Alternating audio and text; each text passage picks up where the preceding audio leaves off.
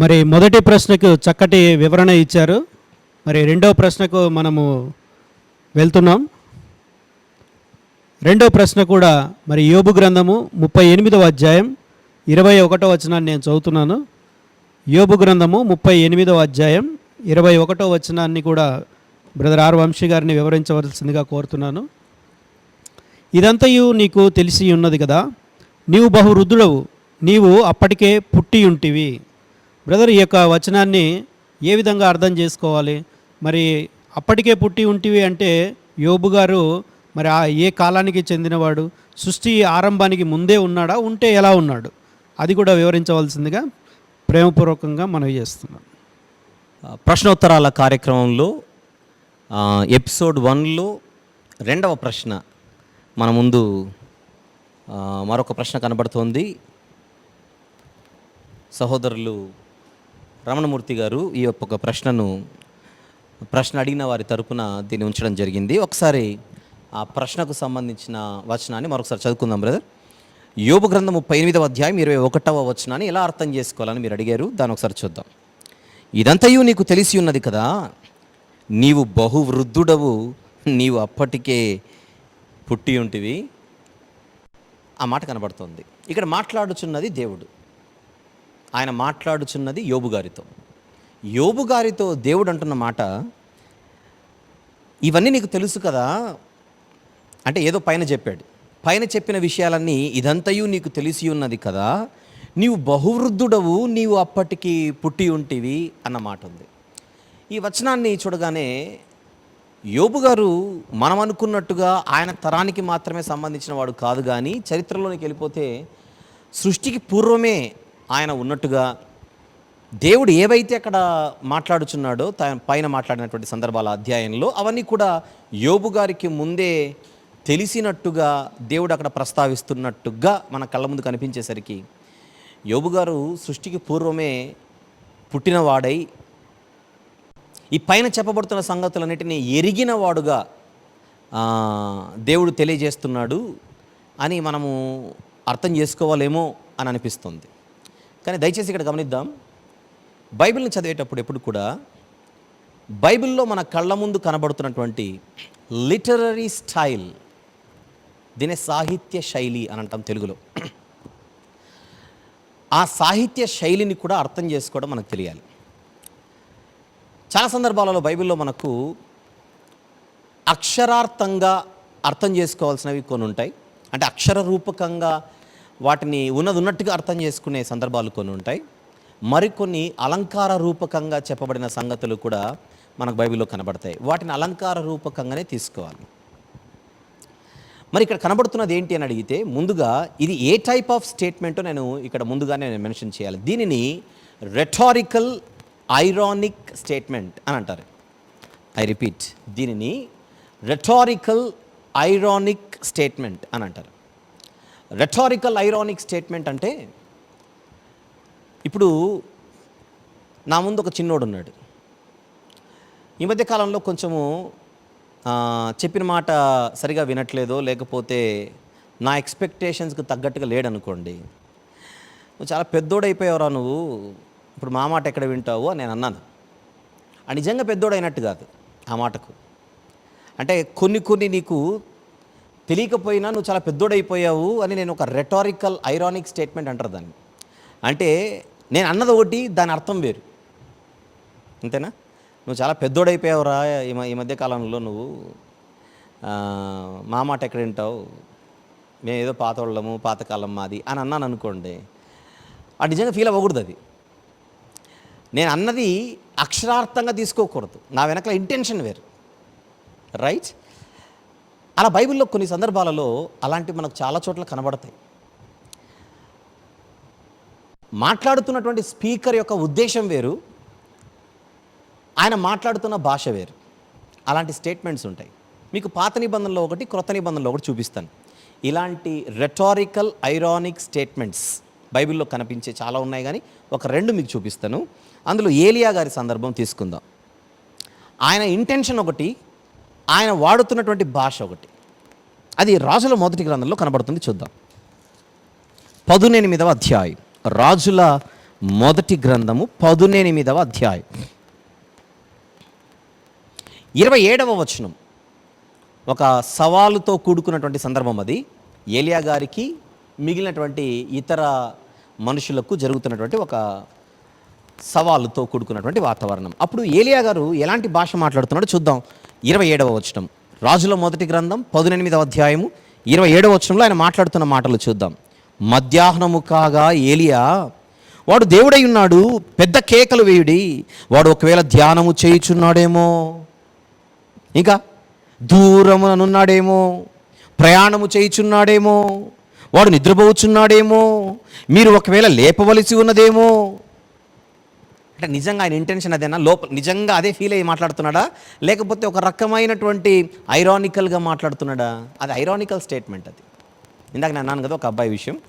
అక్కడ ఆ వాతావరణంలో ఇశ్రాయేలు ప్రజల మధ్య యెజెబెలు, అహాబు వారి సంబంధికులు ఒకవైపు ఉండగా, యెహోవా దేవుని పక్షాన ఏలియా గారు మరొక వైపు నిలబడి అక్కడ జరుగుతున్నటువంటి ఒక ప్రత్యేకమైనటువంటి కార్యక్రమముల్లో ఆయన మనసులో ఒక ఉద్దేశము, కానీ బయటికి మాత్రం వాడుతున్నటువంటి విషయం ఎలా వాడుతున్నాడు?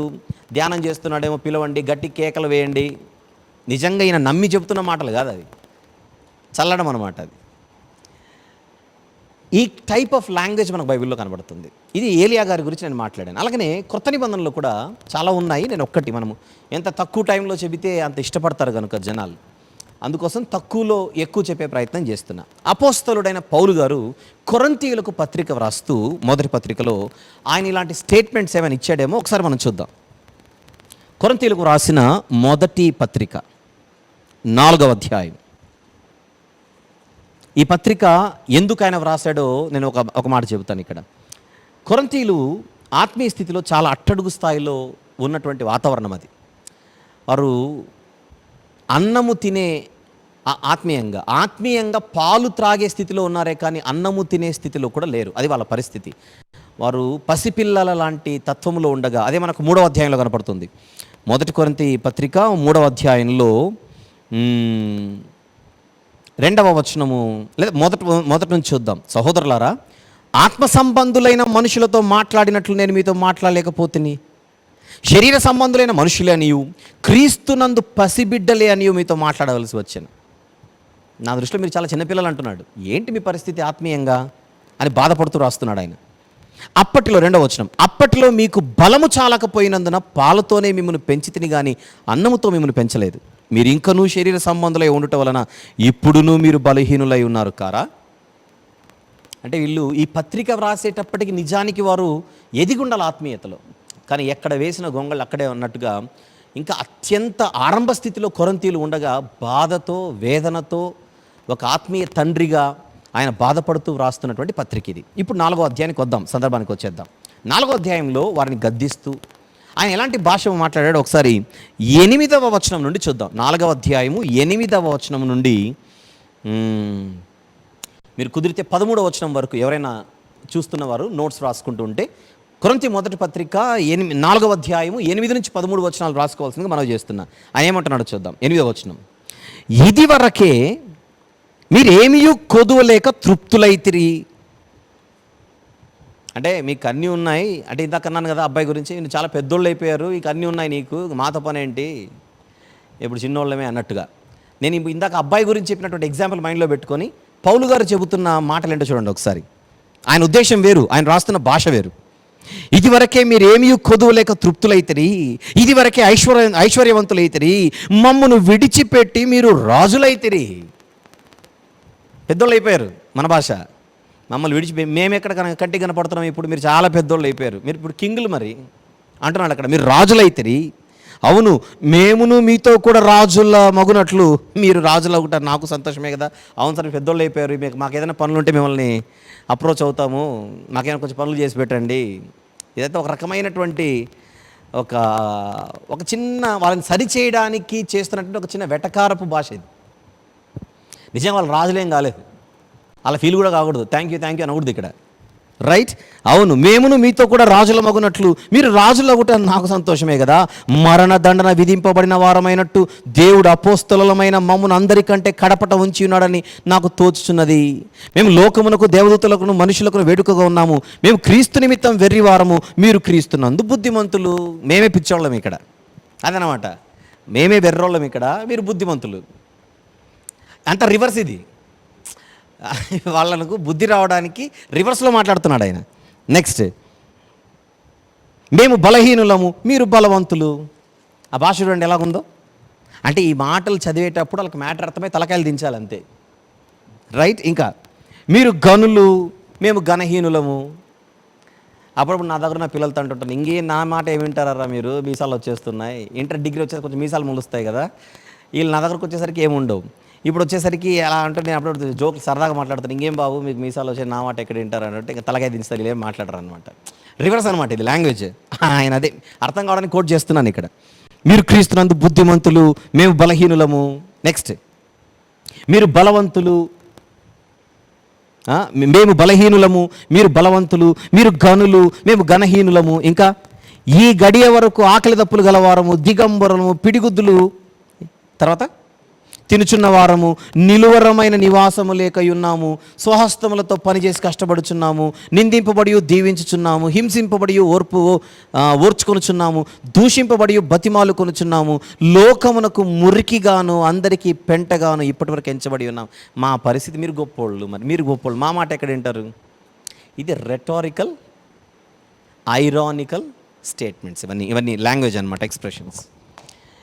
ఇదంతా మీకు అర్థమైతే బైబిల్లో కొన్ని సందర్భాలలో అవతలవాడి యొక్క మనసును కదిలించడానికి ఇలాంటి మాటలు రాయబడ్డాయి. మనం కూడా ఎలాగైతే చిన్నపిల్లల్ని సరిచేయడానికి కొన్ని సందర్భాలలో వారు తెలిసి తెలియక నోరు జారిన, తెలిసి తెలియక వారు తప్పటడుగులు వేసిన, వారికి మనసు వారు నొచ్చుకొని గుచ్చబడి తిరిగి వాళ్ళు ట్రాక్లోకి రావడానికి ఎలాగైతే ఇలాంటి పదజాలను మనం వాడతామో, మన లోపల ఉన్న ఇంటెన్షన్ ఒకటి, బయటికి మనం మాట్లాడేది ఒకటి. అలాగనే యోబు గారు, ఇప్పుడు అసలు పాయింట్కి వచ్చేస్తున్నా. యోబు గారు ఒక పెద్ద ప్రశ్న ఆయనకుంది. దేవునికి సాతానుకు మధ్య జరిగినటువంటి మొదటి అధ్యాయం, రెండో అధ్యాయంలో జరిగినటువంటి సంభాషణ యోబు గారికి తెలియదు. తాను ఒక పరిశోధనలో ఉన్నాడు, దేవుని పరిశోధన, సాతాను శోధనలో ఉన్నాడు అన్న సంగతి యోబు గారికి తెలియదు. కానీ ఒకవేళ దేవుడే కనుక నన్ను శిక్షిస్తుంటే, ఇంత ఇంత పెద్ద తప్పు నేనేం చేశాను, ఇంత శిక్ష అనుభవించేంత గొప్ప పాపం నేనేం చేశాను, నాకేం అర్థం కావట్లేదని ఆ స్నేహితులతో మాట్లాడుతున్నటువంటి సందర్భాల్లో చాలా సందర్భాలు ఈ క్వశ్చన్ రేజ్ చేసి, దేవుడే తనను శిక్షిస్తున్నాడు, అయినా నేను ఇంత పాపం ఏం చేశాను అని రకరకాల అనుమానాలతో ఉన్నాడు. ఇవన్నీ విన్న తర్వాత దేవుడు అప్పుడు ఎంటర్ అయ్యి, సరే నువ్వు తెలిసి మాట్లాడావా తెలియక మాట్లాడావా పక్కన పెడితే, కొన్ని సందర్భాల్లో నీకు తెలుసు అన్నట్టుగా నువ్వు మాట్లాడి ఉండొచ్చు. అలాగైతే ఇప్పుడు నేను కొన్ని ప్రశ్నలు వేస్తాను, మరి నీకు అన్నీ తెలిసినట్టే మాట్లాడుతున్నావు, మరి ఈ ప్రశ్నకు సమాధానం చెప్పు అని ఆ 38వ అధ్యాయంలో యోబు గారు నిలబెట్టి దేవుడు ప్రశ్నల పరంపర కురిపిస్తుంటాడు. దాన్ని మనం చూడాలి. ఇప్పుడు ఒక్కసారి మనం 38వ అధ్యాయం యోబు గ్రంథంకి వద్దాం. మీరు 21వ వచనము చదివి నన్ను ప్రశ్న అడిగారు. నేను ఆ సందర్భం అర్థం చేసుకోవడం కోసం కొంచెం ప్రారంభం నుంచి చదువుదామని అంటున్నా. రైట్, 38వ అధ్యాయం మొదటి వచనం. అప్పుడు యెహోవా సుడిగాలిలో నుండి ఈలాగున యోబునకు ప్రత్యుత్తరం ఇచ్చెను. తర్వాత స్నేహితుల భరతం కూడా పడతాడు దేవుడు. ముందుగా యోబు గారి దగ్గర నుంచి స్టార్ట్ చేశాడు. రైట్, జ్ఞానము లేని మాటలు చెప్పి ఆలోచనను చెరుపుచున్న వీడెవడు? పౌరుషము తెచ్చుకొని నీ నడుము బిగించుకొనుము, నేను నీకు ప్రశ్న వేయుదును, నీవు దానిని నాకు తెలియజెప్పుమని ముందుగా యోబు గారి దగ్గర నుంచి స్టార్ట్ చేశాడు. నేను భూమికి పునాదులు వేసినప్పుడు నువ్వు ఎక్కడుంటివి? నీకు వివేకము కలిగి ఉన్నడలా చెప్పు. అంటే యోబు గారికి ఆ ప్రశ్నల దగ్గర ఆన్సర్ ఏం లేదు. రెటారికల్ క్వశ్చన్స్ అంటే ఎలా ఉంటాయంటే, ఎదుటోడు ఆన్సర్ ఏం చెప్పడు, తలకాయ దించడం తప్పితే. రైట్, నీకు తెలిసిన ఎడల దానికి పరిమాణమును నియమించిన వాడెవడో చెప్పు, ఇక నేను అడుగుతాను ఇక. రైట్, ఇంకా దాని మీద పరిమాణపు కొల వేసిన వాడెవడో చెప్పుము, దాని స్తంభముల పాదులు దేనితో కట్టబడినవో చెప్పుము. ఉదయ నక్షత్రములు ఏకముగా కూడి పాడినప్పుడు దేవదూతలందరూ ఆనందించి జయధ్వనులు చేసినప్పుడు దాని మూలరాతిని వేసిన వాడెవడు? సముద్రము దాని గర్భము నుండి పొర్లి రాగా తలుపుల చేత దాన్ని మూసిన వాడెవడు? నేను మేఘమును దానికి వస్త్రముగాను గాఢాంధకారమును దానికి పుత్తిగుడ్డగాను వేసినప్పుడు నీవు ఉంటివా? ఉన్నావా? స్టార్టింగ్ నుంచి ఉన్నావా? అన్ని విషయాలు నీకు తెలుసా? దానికి సరిహద్దు నియమించి దానికి అడ్డ గడియలను తలుపులను పెట్టించినప్పుడు నీవు ఇంతవరకే గాని మరి దగ్గరకు రాకూడదని ఇక్కడనే నీ తరంగంలో పొంగు అణుపబడునని నేను చెప్పినప్పుడు నువ్వు ఉంటివా అంటే ఒక గద్దింపుతో కూడుకున్నటువంటి మాటలు. ఒకవేళ యోబు గారు తన స్నేహితులతో మాట్లాడేటప్పుడు నేను తప్పు చేయకున్నా కూడా దేవుడు నన్ను శిక్షిస్తున్నాడు, ఒకవేళ తప్పు చేసినా ఇంత శిక్షకు నేనైతే పాత్రుడను కాను అనేటువంటి పాయింట్పై ఒక రకంగా న్యాయంగా మాట్లాడుతున్నా కూడా ఇక్కడ దేవుడు తన అన్యాయంగా శిక్షిస్తున్నాడేమో, లేదా నాకు అంత శిక్ష నాకు లేదు, ఒక రకమైనటువంటి ఎక్కడో ఆయనకు సందేహాలు ఆయన మనసులో పుడుతున్నాయి దేవుని విషయంలో. దేవుని విషయంలో మనిషి ఎంత భక్తుడైనా కూడా ఏ క్షణాన కూడా ఏ స్థితిలో కూడా దేవునిని సందేహించకూడదు. కొన్ని సందర్భాల్లో దావీదు గారైనా లేకపోతే అబ్రహాం గారైనా యోబు గారైనా చాలామంది చరిత్రలో మనం చూస్తే ఎంత భక్తి వాళ్ళకున్నా కొన్ని సందర్భాలలో ఎక్కడో వారి విశ్వాసంలో వారు చిన్నపాటు తొట్టిల్లపాటు వారికి ఉన్నట్టుగా మనం బైబిల్లో చూస్తాం. అలాగే యోబు గారు కూడా నిజంగా చాలా గొప్పవాడైనా, ఆయన ఓర్పు గొప్పది, ఆయన సహనం గొప్పది. కానీ మన ఓర్పు ఎంత గొప్పదైనా, మన సహనం ఎంత గొప్పదైనా, ఒకవేళ ప్రతికూల పరిస్థితులు చాలా ఎక్కువైపోయే పరిస్థితులలో ఆ పరిస్థితులలో కూడా దేవుణ్ణి మనం అనుమానించకూడదు, ఆ పరిస్థితులలో కూడా దేవుణ్ణి మనం సందేహించకూడదు. అందుచేత యోబు గారిని ముందు అక్కడ సెట్ చేసేస్తున్నాడు దేవుడు. సెట్ చేస్తూ ఆయన అడుగుతున్న ప్రశ్నలు, నువ్వు ఉంటివా? నీకు తెలుసా? మన ఇంట్లో కూడా మన పిల్లలకు ఒక్కొక్కసారి ఏవైనా కూడా మనల్ని అపార్థం చేసుకొని మాట్లాడుతుంటే, లేదా వారు కొంచెం ఏదైనా లైన్ క్రాస్ అయితే మనం వెంటనే కొన్ని సందర్భాల్లో సీరియస్ అయిపోయి ఇలాంటి క్వశ్చన్ చేస్తాం. ఏం తెలుసురా నీకు? నువ్వు సంపాదిస్తున్నావా?